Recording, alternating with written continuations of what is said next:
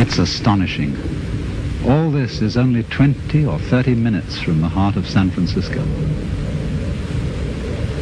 Not a human habitation in sight anywhere. I've been living out here for some months to write and to absorb an atmosphere that is different from the city, to try and find out what is the essential difference between the world of nature and the world of man. Because there's an obvious difference, like the difference of artistic styles. No one, for example, would confuse a painting by Leonardo with a painting by Picasso, or music by Bach with music by Shostakovich. And in the same way, there seems to be a complete difference of style between the things that human beings do and the things that nature does, even though human beings are themselves part of nature. On the one hand, nature is wiggly. Everything wiggles. The outlines of the hills, the shapes of the trees,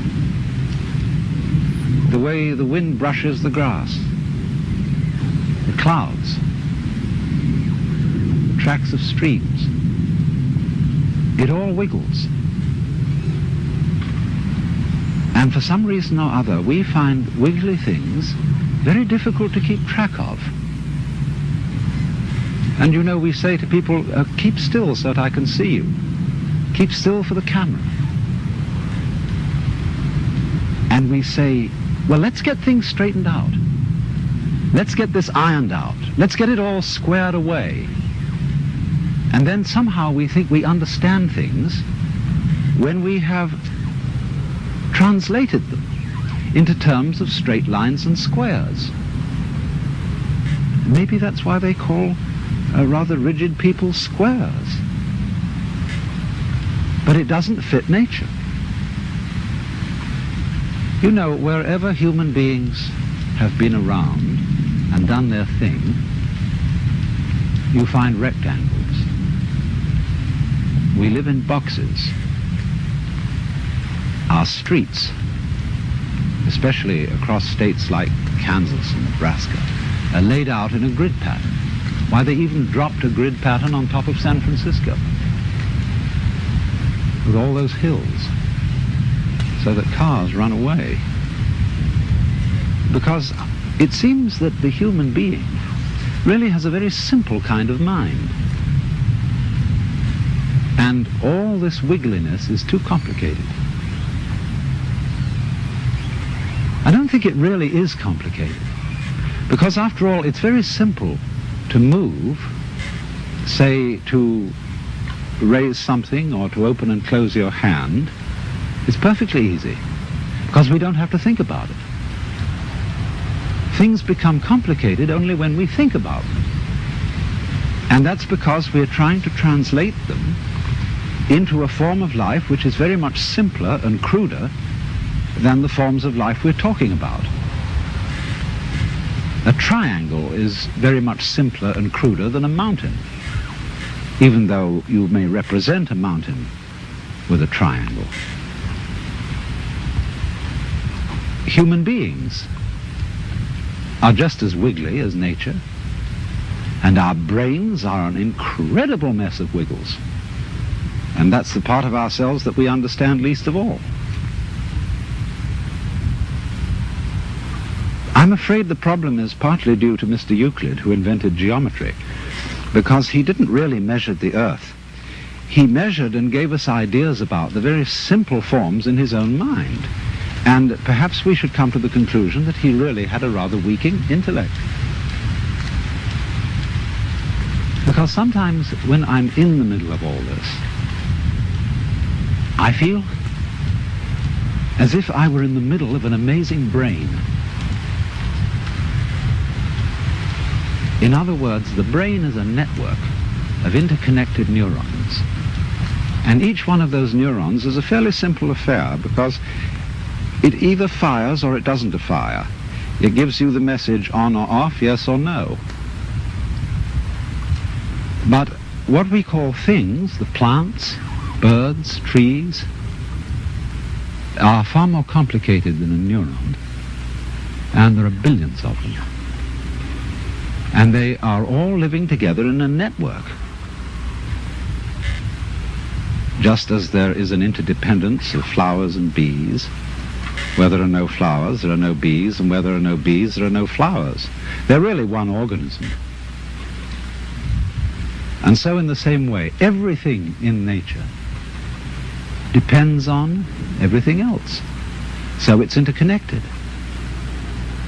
And so the many, many patterns of interconnections lock it all together into a unity, which is, however, much too complicated for us to think about, except in very, very simple, crude ways. But I am part of all this. I am, as it were, one of the cells in this tremendous brain, which I can't understand, because the part cannot comprehend the whole. And yet at the same time, I don't feel, like so many people seem to feel, that I'm a foreigner or a stranger in this world. Its aesthetic forms somehow appeal to me more than most of the aesthetic forms which men have produced. I feel in it as if, in the same way, when you see a flower in a field, it's really the whole field that is flowering, because the flower couldn't exist in that particular place without the special surroundings of the field that it has. You only find flowers in surroundings which will support them. So in the same way, you only find human beings on a planet of this kind, with an atmosphere of this kind, with temperature of this kind, supplied by a convenient neighboring star. And so, just as the flower is a flowering of the field, I feel myself as a personing, a manning, a peopling of the whole universe. In other words, I seem, like everything else, to be a center, a sort of vortex, at which the whole energy of the universe realizes itself, comes alive. A sort of aperture through which the whole universe is conscious of itself. In other words, I go with it as a center to a circumference. You know, the astrologers, in theory at least, may not have been so far wrong when, in trying to draw a picture of a human mind or soul, they drew a very crude map of the whole universe centered on the time and place of the birth of that particular person. It's not a bad idea, but I don't think the astrologers know how to read their maps, because the maps are too crude. But the essential point is obviously that each one of us, not only human beings, but every leaf, every weed, exists in the way it does only because everything else around it does. In other words, there's a relationship between the center and the circumference, which is rather like the relationship between the poles of a magnet. Without the center, no circumference. Without the circumference, no center. And although we say of poles that they're the poles apart, that is to say, extremely different, there's something between them, just as the north and south poles of a magnet are united by the magnet. So the individual and the universe are inseparable. But the curious thing is that while that's rather easy to see in theory, very few people are aware of it in an important, strong way, like one is aware of blue in blue sky or of the heat in fire. It's more of an idea than it is of a realization. And so it strikes me more and more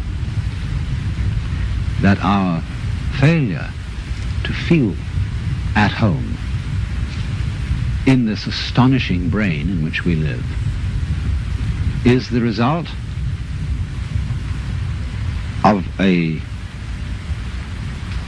basic initial mistake in our thinking about the world, and is in turn the cause of what is beginning to look like the failure of our technology,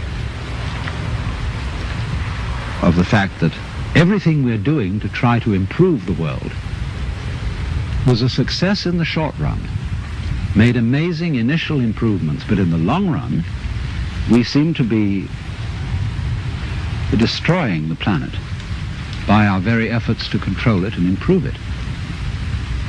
And it strikes me that that is because we are really too simple-minded to understand what we're doing when we interfere with the natural world strongly and on a vast scale.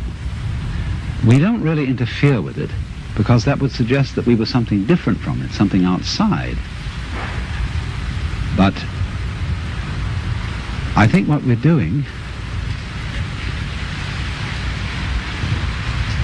is we are understanding it in terms of languages, numbers, in terms of a logic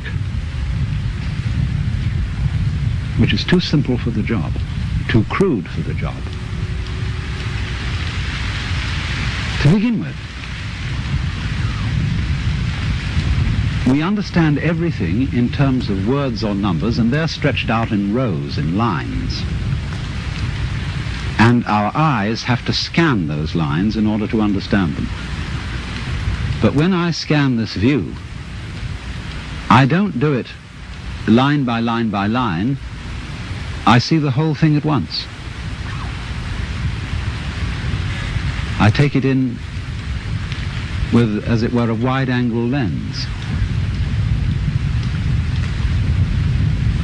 But when I try to understand the world through literature and through mathematics, I have to scan lines. You know, that's why it takes us so long to get educated in school, because our eyes have to scan and organize miles and miles of print. And that takes us 20 years or more to get through it. But life happens, changes go on too rapidly for that. Because you see, in the world, everything is happening all together everywhere at once. And meanwhile, we, with our myopic little minds, are working it out step by step. Of course, we are greatly assisted by the rapidity of the computer. But even so, the computer is still looking at things in rows as the magnetic tape goes through and is scanned by the computer. It's still all going along in a single track. And I suppose then our difficulty is that we have lamentably one-track minds in an infinitely many-tracked universe. And we may have to come to the alarming conclusion that the universe is smarter than we are.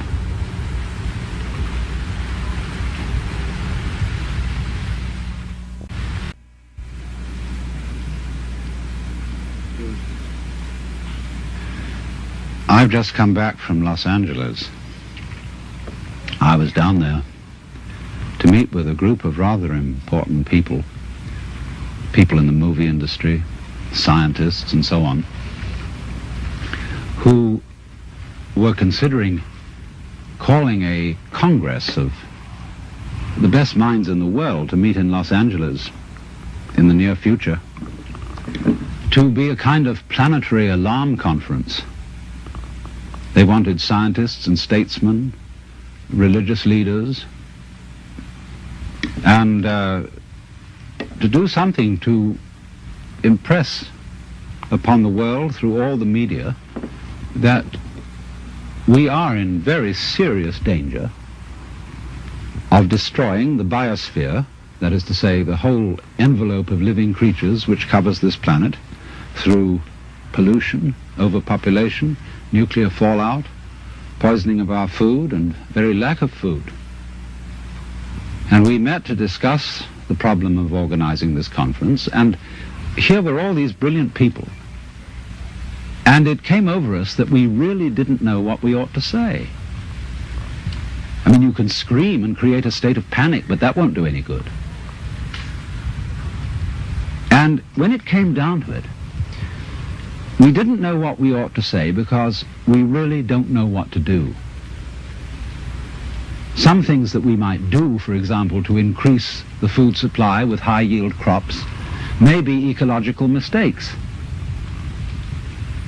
And so the consensus of almost everybody at the meeting was that in some way or other, the human race has to learn how to leave the world alone and let what is called the natural homeostasis, that is the self-balancing process of nature, take care of the mess.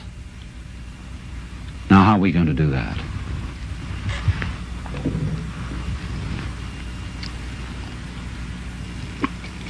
This is Japanese ceremonial tea. It's good on a cold day. See, our problem is we don't really know how to stop. We've got something started and we see it's going in a wrong direction. And I think the difficulty is, to borrow an old Chinese saying, that when the wrong man uses the right means work in the wrong way. In other words, there's something wrong with the way we think. And while that is there, everything we do will be a mess. Now, what is it that's wrong? Now, as far as I can see, the basic mistake is that we've invented this wonderful system of language and calculation, and that it is at once too simple to deal with the complexity of the world, and also we are liable to confuse that system of symbols with the world itself, just as we confuse, say, money with wealth. A lot of people are in business to make money instead of wealth. When they make the money, they don't know what to do with it.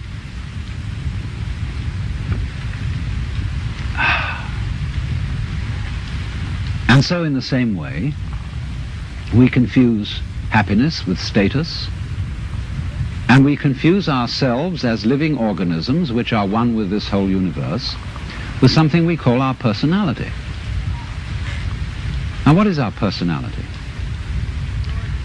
Our personality is what we call our image of ourselves, and also our thought about ourselves, our idea of ourselves. This is the person. In other words, what people meet and understand, and what I understand as Alan Watts, is a big act which is not really me. Because in the image of Alan Watts, there are not all my unconscious processes, both psychological and physical. The construction of my brain is not contained in the concept Alan Watts, and the concept Alan Watts does not contain the inseparable relationships which I have with all the rest of the universe. And therefore that concept is a fraud. And when it's mistaken for the real me, there's a confusion. Because if somebody says to me, Alan Watts, do something about it, the concept Alan Watts can't do anything. In other words, because it's only a concept, you can't make it lift a weight, just as 3 is a concept. 3, the number. You can't make just plain 3 do anything. So also you can't wrap up parcels with the equator. It's a useful imaginary line, but it can't do anything. But we all feel that this concept of ourselves, which we call our personality or our ego, can do something, because we think it really exists. And I'll tell you why we think it exists. What happens when you, if I were to say to you, now look hard at the television screen, really look at it. What do you do as distinct from just watching it in the ordinary way. When you say, now I really got to see that, what do? Notice that you tighten muscles all around here, that you frown a little, you clench your teeth perhaps. Now what has that got to do with seeing anything clearly? It has absolutely nothing to do with it. Same thing when you listen carefully. Now listen, catch everything that's said, or you start tightening up around your ears. That has nothing to do with hearing clearly. Now from the moment we were little children, when teachers in class screamed at us, pay attention, we go tight in various ways. Either to see or hear more clearly, to concentrate, or to will something which is supposed to be difficult to do. And that constitutes a habitual tension over the whole body that's there almost all the time. And that feeling of unnecessary tension is, as it were, the material sensation upon which we fasten this concept of I. We hang it on to that feeling. The concept is not us. The feeling of tension is completely phony. It has nothing to do with success in seeing, hearing, or acting. And so we get the marriage of an illusion with a falsehood. And that we call ourselves. And no wonder we feel cut off from everything, alienated, frightened of life and death. So what has to happen is we have to come back to a sane view of our own life, which is the way we really are, an organism functioning in terms of the whole environment, with the whole environment, instead of this funny little separate personality. But how are we going to do that? People say, oh, you can't change human nature overnight. You're asking us to give up the ego. And that's the most difficult of all things to do. Actually, it isn't. Because the ego doesn't exist. But of course, if you try to give up your ego with your ego, then it'll take you to the end of time. Because this is the point. You can't transform yourself. You can't make yourself sane. You can't make yourself loving. You can't make yourself unselfish. And yet it's absolutely necessary that we be that way. It's absolutely necessary. If we are going to hand over the direction of nature to nature, which is what it comes to, it's absolutely necessary that we let go of ourselves, and it can't be done. Not by anything that we call doing it, acting, willing, or even just accepting things. You can't do it. Why? Because you don't really exist as that kind of a separate ego or personality. It's just an idea based on a phony feeling. So when it comes down to it, it's shocking news for us, for the human race, for our pride. You're only making a mess by trying to put things straight. You're trying to straighten out a wiggly world, and no wonder you're in trouble. So you can't do anything. So you can't transform yourself. And what can you do? What happens then if you actually realize you've come to a dead end? And the human race has come to a dead end, in my opinion. What then? Commit suicide? Or is there something else? What happens when you just wait? There's nothing you can do. You watch. And all you see is what goes on that is happening of itself. You're breathing, the wind is blowing, the trees are waving, your blood is circulating, your nerves are tingling. It's all going on of itself. But you know, that's you. That's the real you. The you that goes on of itself. It's not the symbol. It's not the person. It's you that's happening, as when you breathe. Yes, you can get the feeling that I am breathing by shoving your breath, but your breath goes on day in and day out without your doing anything about it or even thinking of it. The same way your brain is functioning without your forcing it. So when you come to a dead end, and we are individually and socially now in 1971 at a dead end, this is the moment of which it is said man's extremity is God's opportunity. Because we have to stop. And when we stop, we find a world that is happening rather than being done, being shoved. And that happening, as distinct from doing, is our fundamental self. And our fundamental self is not something just inside the skin. It's everything around us with which we connect. When you look out of your eyes at nature happening out there, you're looking at you. I'm not going to say what we should do from then on, but simply that before we think of doing anything in this critical situation, we realize the completely illusory nature of the beings that we think we are, and get back again to the beings that we really are, which includes all this outside world, no longer left outside.